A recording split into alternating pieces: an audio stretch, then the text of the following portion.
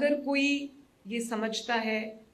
کہ وہ مائنورٹی کے کسی ممبر کو، چاہے وہ کرسچن ہو، چاہے وہ ہندو ہو، چاہے وہ سکھ ہو، یا وہ پارسی ہو، یا وہ کوئی بھی ہو، کوئی بھی ممبر ہو مائنورٹی کا، اگر کوئی یہ سمجھتا ہے کہ وہ اس کو تکلیف پہنچا کر، اس کے لیے مشکل پیدا کر کے کوئی دین کی خدمت کر رہا ہے، تو وہ نہایت غلط سوچتا ہے۔ اس کی وجہ یہ ہے، میں آپ کو ایک حدیث پڑھ کے سناتی ہوں۔ نبی پاک صلی اللہ علیہ وسلم کا واضح فرمان ہے، حدیث ہے، اور یہ ابی داؤد کی جو حدیث ہے، میں بالکل آپ کو پڑھ کے سناتی ہوں۔ آپ اس سے اندازہ لگائیں کہ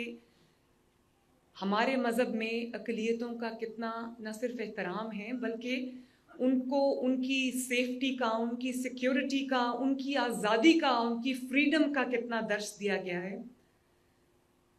نبی صلی اللہ علیہ وسلم نے فرمایا، خبردار جس کسی نے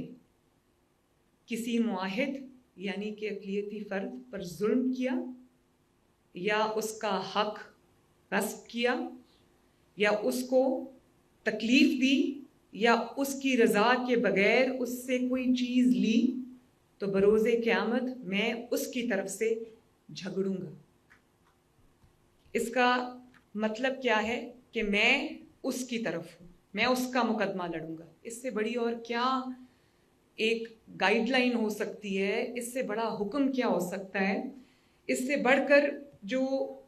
اقلیتوں کا تحفظ ہے، ان کا احترام ہے، اس کی ضمانت اس سے بڑھ کے اور کیا ہو سکتی ہے۔ اور مجھے یہ بھی بالکل ٹھیک کہا کہ نواز شریف صاحب نے اپنے دور حکومت میں جو دیوالی کا تہوار بھی منایا، باقی تہوار بھی اقلیتوں کے ساتھ انہوں نے منایا۔ انہوں نے کہا کہ جو رب العالمین ہے وہ صرف رب المسلمین نہیں ہے، وہ رب العالمین ہے، تمام جہانوں کا، تمام انسانوں کا وہ رب ہے، تمام مخلوق کا رب ہے۔